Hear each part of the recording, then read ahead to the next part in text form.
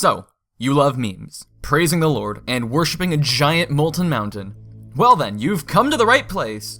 Welcome to the first of several how-to videos I'll be doing to help newcomers as we prepare for the Wu-Tang Clan's arrival in a few weeks. I'll be doing a brief need-to-know overview. I will be covering special variations of their moves as well as their most powerful combos and punishes. I will not be going into detail about the exact numbers of damage. There are plenty of other videos and resources with that already. I will, however, provide you with the links to get to that extra information should you choose to look at it, and even some links to other creators who have more in-depth videos on a specific character. Now, without further ado, sit tight, strap in, and get ready to do some learning as we dive into a crash course on each of the Knights of For Honor.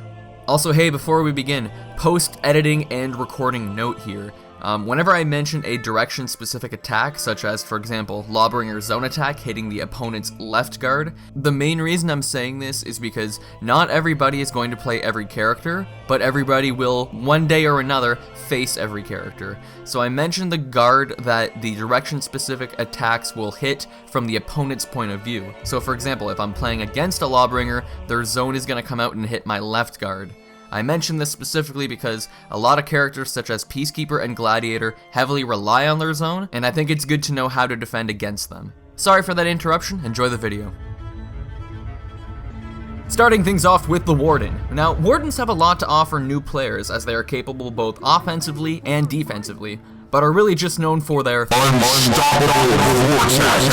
Now, before we talk about Warden's 50-50, or 33-33-33, or 25-25-25-25, or whatever the cool kids are calling it these days, let's look at the basics. Each of Warden's light attacks are unique. If you land any side light, you do get a second light attack in the same direction for free, and who doesn't like two for the price of one? Warden's top lights also have an auto parry property, meaning you can literally no-you your opponent if it's thrown out at the right time. Any of these light attacks can continue into a heavy chain or begin that aforementioned vortex. As masters of the longsword, it's almost a shame their strongest weapon is actually their shoulders. You can initiate Warden's shoulder bash by dodging first, or as we just mentioned, landing any light attack, then hitting the guard break button to ram your shoulder into the enemy, which does guarantee a double side light, or a top light if you're a noob, if it connects. Now you can also charge that shoulder bash for, I believe, up to 1000 milliseconds and cancel it at any time before moving. This extra time does allow you to react to your enemy's movements accordingly, if they dodge, if they roll, whatever it might be. However, if you do land a fully charged bash, you'll not only get a hyper armor activation, but you'll also be able to get a confirmed top heavy after that shoulder bash. Now outside of that, Warden also has a dash forward and heavy to catch any rolling or running away opponents or close a distance, and it also begins a combo chain as well. Similarly, Warden's zone attack, which will always hit the opponent's left guard, also starts combo chains. The zone does take half your stamina though, so make sure you have enough gas in the tank if you want to continue. Now if you end any combo chain with a top heavy, not either of the left or right sides, but a top heavy, it becomes a bit slower and also unblockable. Now to initiate a fight, Warden does have a few options. You have a sprinting heavy that hits your opponent's right guard that tracks pretty well, or you can rush in and throw a zone to attack and hit the left side. You could try his dash forward heavy, although it's much easier to see coming because of the dodge animation first. The good thing about any of these options is kind of like as I said earlier, they'll actually all start heavy chains, so you can follow up with another side heavy or a top unblockable heavy. Now we're going to move on to the punishes that Warden gets. Now off of a heavy parry, Wardens can either get a double side light or a zone. The zone costs much more stamina for 2 more damage, and you can't begin the vortex. You only can continue into a heavy chain. So why though? And off of a light parry, Wardens are guaranteed a top heavy. I'll end you! Off a guard break, your highest damaging single attack is a side heavy. But you are guaranteed a top heavy off of a wall splat, so if you guard break and throw someone into a wall, you will get that extra 10 damage. Just make sure your guard is up before you throw. Now for Warden's out of stamina punishes. When your opponent is out of stamina, you have 2 different punishes actually. One's definitely a little bit harder to pull off, but it does get you a bit more damage. Now if your guard is to the left or the right, you have to throw your opponent in the same direction. Simultaneously, as you throw them, you have to move that direction and back a little bit, so it's kind of like a diagonal. You'll also throw back-to-back side heavies. Alternatively, if that's a little bit too difficult, you can throw your opponent forward and do a Valiant Breakthrough or that forward dash heavy into another heavy. Off an out of stamina parry, Warden gets a side heavy plus another heavy in the direction of your choice. Note that the side and the top heavies in the final part of the chain do the same amount of damage. The side heavies come out faster though and are thus a little bit more reliable. Now, I pulled these punishes specifically from this video by Freeze, and I strongly recommend you check out his channel for a more comprehensive look at punishes, timing, and other data in For Honor. Now, what about how does Warden act in 4v4 modes, and what about their feats? Now, I'm only going to be talking about, not just for Warden, but for the other heroes as well, specifically Dominion, as that's the most commonly played 4v4 mode at the moment, and it's the one that, again, I have the most experience in. When I play Warden in Dominion, I typically stick to the minion lane, as Warden has a tier 1 and tier 2 feat that really help him shine here. A tier 1 feat that lets you heal on minion kills, and a tier 2 feat that inspires the minions and makes them fight a little bit faster, ensuring that you always have that minion lane captured. With that first feat that lets you heal on minion kills, it makes sure that you don't have to actually go to the other points to heal. If you don't have any captured, you can just slaughter a couple minions. If you find that your opponents love picking Ibushi, Shaman, and Peacekeeper, Warden does have a tier 2 feat called Thick Blood that will help protect against bleed. As for tier 3 and 4 feats, it's actually really up to you, because there's some that favor a little bit more of a defensive playstyle that offer healing, and there's some that offer a more aggressive playstyle like the Catapult. So honestly, I'm going to leave that one up to you guys. So that's most of what you need to know when playing Warden, minus me telling you their favorite meals, dream jobs, and if they prefer boxers or briefs. Now what about how to deal with a Warden? Well, obviously, again, as we mentioned, Warden's shoulder bash is infamous for a reason, right? It's definitely a little bit crazy. I definitely would recommend practicing either with a friend or with a bot. You can actually set the settings, as I am here, to just have the bot only throw shoulder bash mix-ups. And that will kind of help you learn, you know, when to dodge, when not to dodge, if not to dodge, because they can still cancel it into a guard break as well, right? Outside of the shoulder bash though, when fighting Wardens, throwing out top heavies willy-nilly is kind of like sticking your dick in a blender. It's a bad idea, and you're gonna get hurt. Now if you notice, they like to crush and counter any top heavies you throw, feint it, and bait it for a light parry. Now to cap off my Warden guide, I'm actually going to recommend that you watch Meggy's. He released a new guide after Warden's rework, and I definitely think it's worth checking out as it is a much more in-depth look at the character. I'm gonna put the link, just like Freeze's video, down in the description below. Moving on to everybody's absolute favorite hero to go against, Conqueror. He's had a weird relation with the For Honor player base. 1 minute, people are asking for nerfs when the game was first released. The next minute, people are begging for buffs because, well, nobody played Conqueror. The next, everybody's crying for nerfs because everybody is playing Conqueror now. But I digress. Now let's look at Conqueror's current kit. That's an execution. Conqueror does have an infinite chain of light and or heavy attacks, but the lights alone can be frustrating for most assassins. But did you know that any of those attacks that land can be followed up with a shield bash that guarantees a light attack? Or that they can soft feint any heavy midway through with a shield bash that also guarantees a light attack? Or that they can charge a heavy to make it unblockable? Or that they have an all block that guarantees a heavy if they block an enemy attack? Or that the start of heavies and dodges have a superior block property? No, you probably didn't, because most Conquerors just dash forward and shield bash, which again also confirms the light.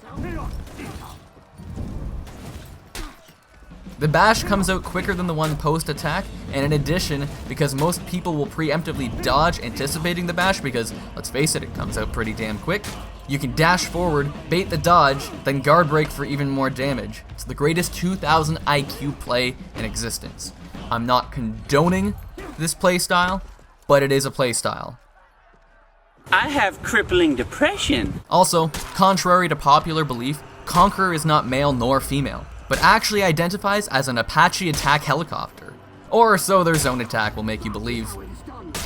One other interesting side note is that Conqueror cannot feint like any other hero. They can, however, soft feint any heavy into that aforementioned all block or all guard.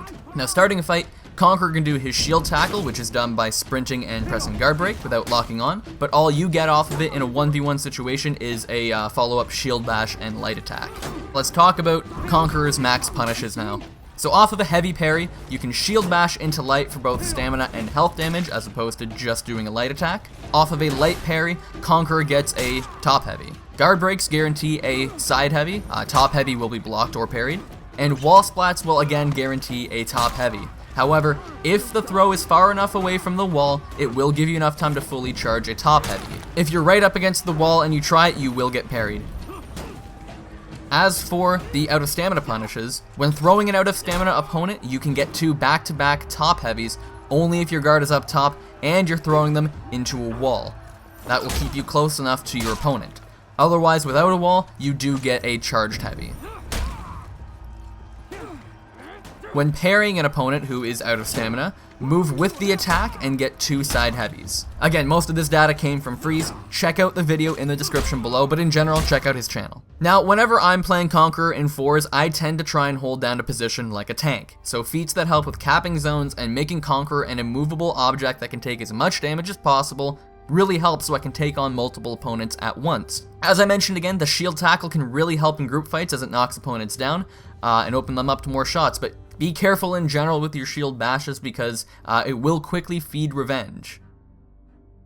Now, fighting the physical embodiment of the wall is one of the most frustrating things in For Honor, believe you me, especially if they only turtle and abuse the dash shield bash mix-up. The best thing to do is watch your stamina and don't put yourself out of it by rolling away. If you do plan on putting yourself out of stamina, at least grab your preferred lube of choice because you're about to get fucked. Now, don't panic, don't overreact, don't dodge too early. I know it's not as easy as it sounds, but it's not like there's a magical substance we can drink that will make us Conqueror killers. If you do have fast attacks, you can try to predict when they're going to go for the shield bash and throw one out to interrupt it. Or if you notice that the Conqueror does use their full block a lot, remember that they cannot counter guard break when they're in it. So if you have a soft feint into guard break, it would definitely come in handy. Just like our next character up on the list. Everybody's favorite thought who would rather steal your kidneys than your heart, Peacekeeper has, at least on console, enjoyed much of her time through For Honor's lifespan as a top tier character due to her quick light attacks, specifically her 400 millisecond zone attack. Her rework may have nerfed her damage, but if I'm honest, it did give her a little bit more mind games to play with. Any heavy attack can be soft feinted into a guard break, as I kind of alluded to a minute ago, a dodge and subsequently a dodge attack, or a light attack stab that always hits the top guard and deals bleed damage. That dagger cancel, as it's known, extends to her zone attack as well. The first attack always hits the opponent's right guard, as does the second, but you can cancel that second attack or soft feint it, as I mentioned. She can also follow up any successful heavy attack with a free bleeding light, but you have to press the button really quickly. Just keep in mind that, as an assassin, she does have a reflex guard, meaning you have to either dodge or actively block. The block won't hold there for longer than I think like 800 milliseconds or something like that. However, like every other assassin, she does have dodge/dash attacks. All of them are heavies, making them a little bit safer than the other heroes that might have dodging light attacks. Peacekeeper also has a sprinting guard break, which if I'm honest is better used at catching fleeing opponents than it is starting an engagement. As for Peacekeeper's punishes, off of a heavy parry, your most damaging attack is a zone attack and cancel the second attack. Off of a light parry, you can land a heavy with a follow-up bleed stab. But alternatively, you have Peacekeeper's deflect light, which also does bleed damage, and if we're honest, looks much cooler. On a guard break, you can shank your opponent in the kidney up to 3 times by pressing the light attack button after each attack. Button mashing won't help you here, you have to press it after each attack. This does apply bleed damage. On that note, a max guard break punish would be 2 stabs plus a wall splat, which nets you the dash heavy plus bleed stab. However, keep in mind you cannot be right up next to a wall when throwing, or your opponent will recover in time for that dash heavy. Now, what about when you're guard breaking an out of stamina opponent? Well, your best choice of attack is 2 stabs, a back or forward throw, then forward dash, normal heavy, and then follow up the bleed stab.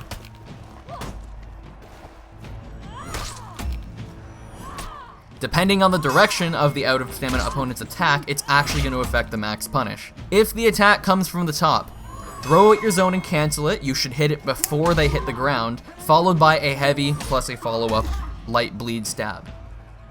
If the attack comes from any side, left or right, parry it, then switch your guard to the opposite side, heavy, then top heavy plus bleed stab. Once again, Freeze has a video with all of this, and you can find that in the description below. Now, like most assassins in 4v4s, Peacekeeper excels at picking off opponents one by one and floating around the map, harassing enemies. She has feats that aid her in this, such as Bounty Hunter and Crossbow, but I prefer having Stealth and Sharpened Blade as my tier 1 and 3 feats respectively. Combining them with her tier 4 feat, Fear itself, truly makes her an enemy to be feared. But again, be mindful of your reflex guard, but higher maneuverability. If it seems like you're about to be overwhelmed and outnumbered, then you can retreat to the nearest allies or heal at a captured point. I would say take that chance. You might look like a bitch, but you live to tell the tale at least. Now, how to deal with a Peacekeeper? Well, Peacekeepers tend to be annoying, kind of like mosquitoes buzzing around quickly then rushing in to steal your blood. If they keep their distance, expect a dashing top heavy or a side dodge heavy, either of which can be baited out with a feint. However, having them up and in your face isn't exactly fun either with their fast light attacks. Unless you're a parry god who's just moved over from Dark Souls, that is. Always be prepared to guard to your right though in anticipation of that zone attack. Now I know this is kind of a thing that's out of your control, but try to avoid slower attacks as unless they have hyper armor, they're going to be interrupted by her quicker attacks if she keeps harassing you. Most Peacekeepers though seem happy to start a fight, lunging in with that dash attack, or at least most that I run into, so deflect or parry that. Moving on to one of the best looking characters in my opinion, Lawbringer. Oh, Law Daddy, I know you're the one who's supposed to dish out punishment to wrongdoers, but man does it feel like a punishment to play you.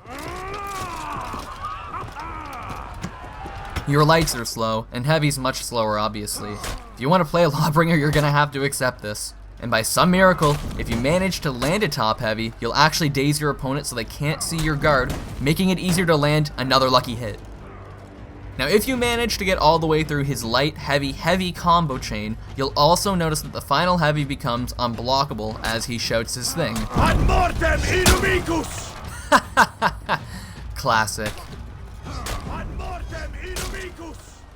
Hitting the opponent's left guard, Lawbringer's zone is also a joke with how slow it is and how much stamina it takes. Such a funny joke that your opponent might be either laughing too hard or just never expect it and fail to parry or even block it. Another special, and you can take the definition of special in any way that you want, move Lawbringer has from neutral is his long dong, long arm of the law. Basically, by moving backwards and hitting guard break, you scoop up your enemy and flip him like a pancake, guaranteeing you a side heavy if it connects, and side pains from the laughter. Now where Lawbringer excels is defense, with a large health pool and multiple options off of blocks and parries. Doesn't make for the most fun playstyle, but let's take a look. We'll start off with his shove on block. Pressing guard break after any successful block will push your opponent back, letting you follow up with a light, heavy, or guard break. The problem here is, however, that none of this is guaranteed, as even the light can be dodged or even deflected. However, it is a move that interrupts chains unless they have hyper armor, deals stamina damage, and can frustrate an opponent. Plus, if the opponent preemptively dodges, they could be caught with that guard break. You can even try going for a long arm of the law after a shove. It sometimes works, again, one of those like too baffling to be true kind of moves, I think. Finally, Lawbringer can entangle his opponents in a vortex just like Warden, albeit a much slower and easier to do anything about vortex. Any successful heavy can be followed with a shove, meaning you can shove heavy, shove heavy, shove heavy, shove heavy, shove heavy, shove heavy. Yeah, as if. Being totally honest here though, his strongest feature is his fashion and emote spam. Nothing, and I mean nothing, strikes more fear into an opponent's heart than a flaming, pony spamming Lawbro. Starting off engagements with Lawbringer is a tricky one. His sprinting heavy attack is hardly viable in one-on-one situations as, well, it's easy, very, very easy actually to predict. A charging impale that will hit the opponent's left guard. If it does connect, you'll actually take the opponent for a ride on the pain train with the potential for a wall splat. The more likely possibility is that it is blocked or parried, and if it's parried, you actually get put pretty much right out of stamina. Well, this stinks. As for Lawbringer's punishment game, a heavy parry guarantees a light riposte attack, which will daze the opponent and chain into your other combos, a zone attack with hyper armor, which is better for crowds and 4v4s, or by hitting either left or right heavy, you will go full Thomas the Dank Engine and choo-choo your opponent for some distance, again kind of like that sprinting impale charge. Again, if you run your opponent into a wall, it will stun them, allowing you to get more hits in. We'll talk about his wall splat in a little bit. A light parry guarantees an unblockable top heavy where he shouts the line, Ad mortem inumicus! "Oh, Lawbringer, that never gets old." Guard breaks guarantee a Lawbringer side heavy. A wall splat guarantees a top heavy for stamina and health damage, and again, dazes the opponent. So this technically makes Lawbringer's parry into charging impale, into a wall splat, into top heavy, which can then be followed up with a shove or a light attack, his most damaging normal punish. Now what about when the opponent runs out of stamina? Well, throwing an out of stamina opponent forward will guarantee Lawbringer 2 side heavies.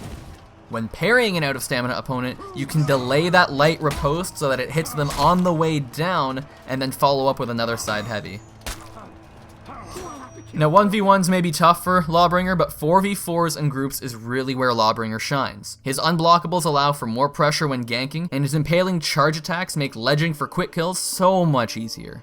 Not only that, but his long arm of the law will stop opponents, open them up to free hits, and stop them from activating revenge. Now Lawbringer's feats are also pretty decent, but real talk, you only want to use his bomb feats and become Bombbringer, Destroyer of Controllers. Now fighting a Lawbringer isn't usually a hard task. Fighting a Lawbringer that just wants to have a staring contest and react to your moves is almost a fate worse than death, however. If you happen to fight the latter, prepare for the most tedious fight of your life. Keep in mind, nothing off the shove is confirmed, so if you throw any safe or quick light attacks, they block on shove, don't fret because there's no confirmed damage. The light after a shove is reactable, meaning if they go for the light, you can get a dodge attack, or a dodge and guard break, or a deflect even if you're an assassin. If you wait for the guard break, just counter guard break and keep on the pressure. There's an odd chance to go for the heavy as it is the least safe move, and that would open them up for a potential parry, so you very rarely see that, but keep in mind it is an option. And again, sometimes they subvert all this and just go for the pancake flip. It's not fun to fight a Turtlebringer, but keep your cool and it might not have to be embarrassing either. We now make our way to the first night DLC hero, the Centurion. 50 Centurion here is still considered to be OP by many, but is really just a noob stomper.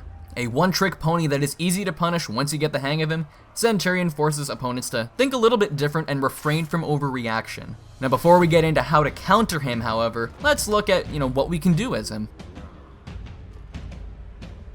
Centurion's light and heavy attacks come out quicker than most, making them solid interruption moves. Any light attack can be followed up with a guard break for a quick grab and throw, if it is encountered of course. My suggestion is to find the nearest wall and throw them into it. In case you've never fought a Centurion in your life, you'll find out why shortly. Cents heavies are interesting because there are technically 3 different types of them: standard, pinning, and unblockable plus pinning. Standard heavies are thrown by tapping heavy, easy peasy. A pinning heavy is charged by holding the heavy attack button at the start of a chain. It covers more distance and literally holds the opponent in place. The unblockable plus pinning heavy is a charged heavy after any light attack or jab. That's right, Senti here breaks out the fisticuffs. After any heavy attack, hit guard break for a swift punch in the gab that'll guarantee a light attack. Or you can charge that Falcon Punch and knock your opponent to the ground. Now both punches are reactable and dodgeable, unless the opponent was of course pinned. A pinning heavy guarantees a fully charged punch, which guarantees Centurion's follow-up heavy attack, Eagle's Talon, otherwise known as his Pounce. Centurion's zone attack isn't really good in groups, if I'm honest. It's better at clearing minions, as it is a 3-attack chain that cannot be cancelled at any time, and it's pretty darn slow. Now to start off a fight though, Centurion does have a few options. You can either start by sprinting or dashing forward and pressing heavy to do a leaping attack that has hyper armor. You can dash forward and hit guard break to see him throw a Leonidas inspired kick, even if Leonidas wasn't Roman, which guarantees a light, or can be followed up with a heavy even if it whiffs. Or any charged heavy can be soft feinted into a guard break. Now as for punishes, on both a light and heavy parry, Centurion gets the exact same max punish. As soon as the parry connects, if you hit guard break, you'll actually knee your opponent in the face and guarantees a heavy. However, it will also wall splat an opponent if there is a wall behind them. On a guard break, Centurion, like Peacekeeper, has a unique 3 light attack animation. Instead of stealing a kidney, however, Centurion punches the opponent's face in, reducing their stamina. Now you're guaranteed a heavy off of a guard break, but if there's a wall, throw them into that instead. Now remember earlier I said something about walls? Here's how any vertical surface or sturdy object helps contribute to Centurion's any wall splat, be it from the parry to the knee or guard break throw, guarantees a charged heavy, pinning the opponent for a super punch, guaranteeing the pounce. This combo has been described as Centurion's cutscene combo, and avoiding it is likened to a quick time event because one mistake and the opponent might as well grab the popcorn because they're going to be sitting and watching for a little bit. As for out of stamina punishes, when throwing an out of stamina opponent, you want to bash them in the face twice for good measure before throwing them behind you. After the throw, you can press guard break again to kick, but you want to delay it ever so slightly so that it will whiff. You can however follow up that whiffed kick with a charged heavy. If you delay that again ever so slightly, it will actually pin the opponent again, meaning you can super jab them and send them to the floor again for an Eagle's Talon pounce.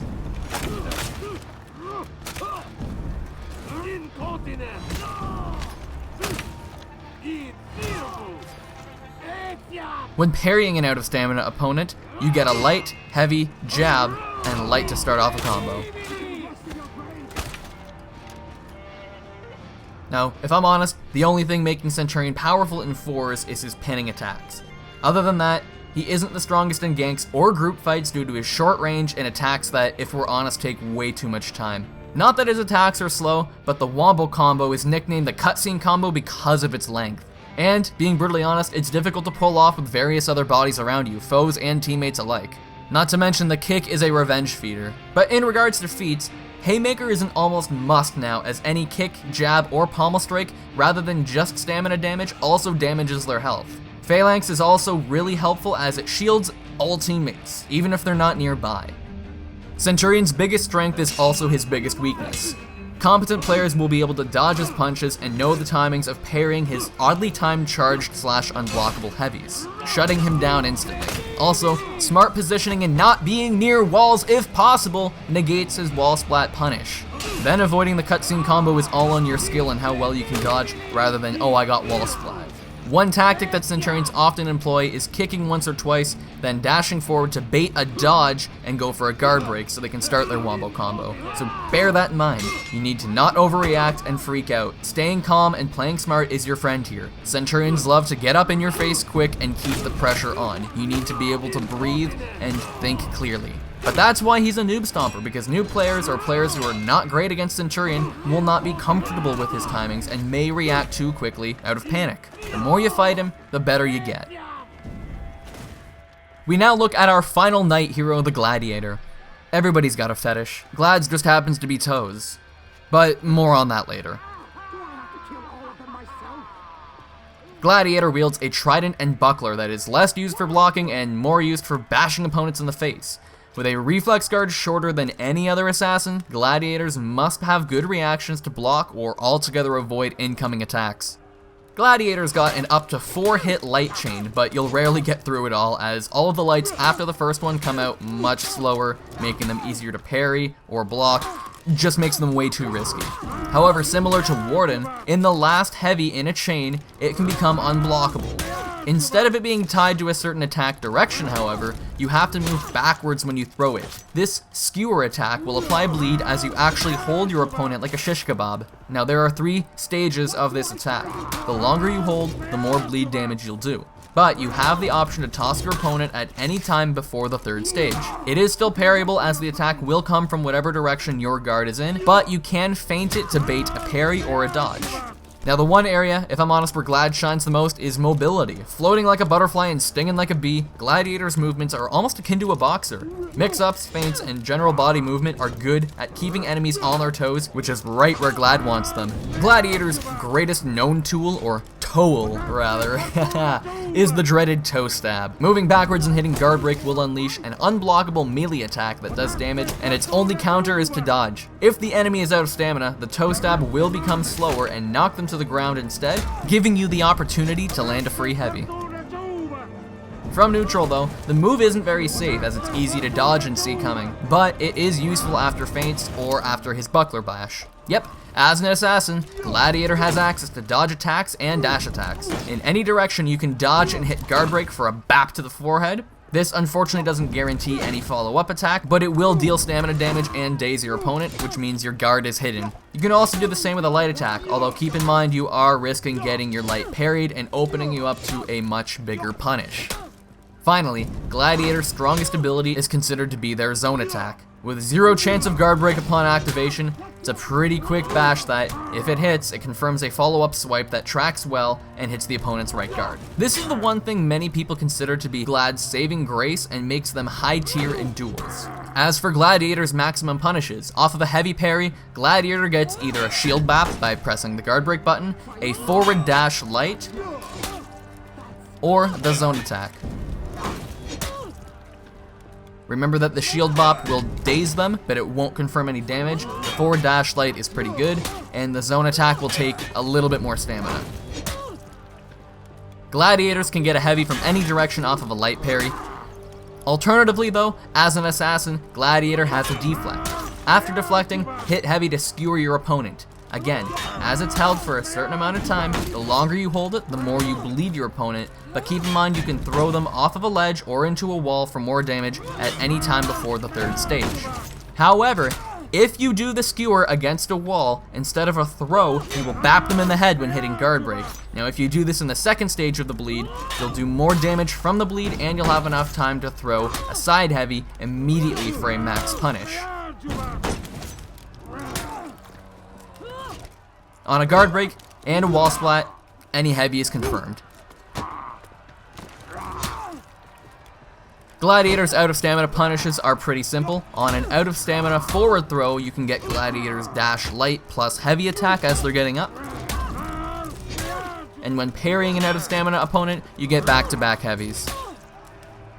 Now, I like to play Glad like I do any assassin, roaming the map from target to target, kind of helping out wherever I can, picking off enemies, if I can, of course, one at a time.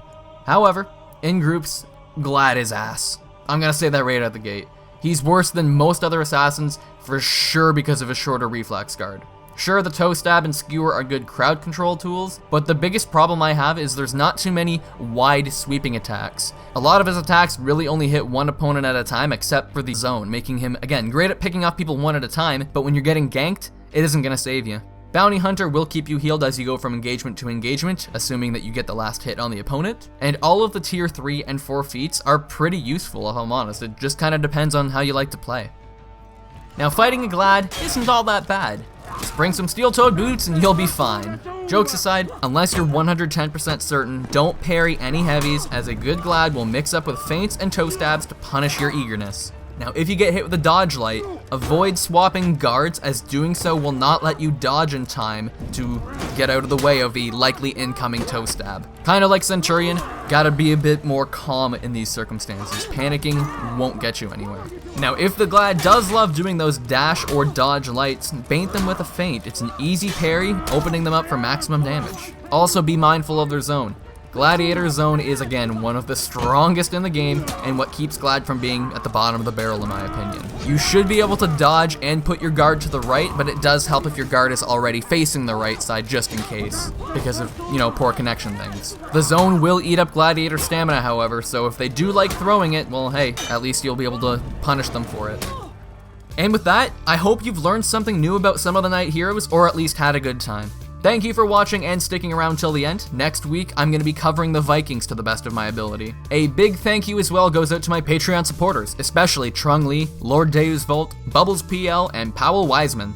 If you'd like to support what I do here on the channel with more than just a YouTube subscription, feel free to check out my Patreon, a link is in the description below. I've also got a merch shop now, so if you want to grab some Marco Yolo or Deus Volt swag, the link will be down there as well. Finally, I'm hopefully going to jump back onto a proper streaming schedule with Monday midday and Friday evenings. Eastern time, of course, is what I'm referring to. Specific times will hopefully be added to my Twitch soon, though. Thanks again, though, for watching, guys, and I will see you next week when we talk about the Vikings.